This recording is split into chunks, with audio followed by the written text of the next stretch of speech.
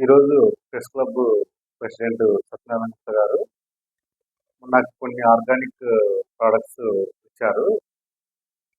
So మనము ఈ press క్లబ్‌కి నాకు తోచినంతగా నేను ఒక ఉడతా భక్తిగా ఈ ప్రెస్ క్లబ్‌కి సంబంధించినటువంటివి చైర్స్ నేను ఇవ్వడం జరిగింది.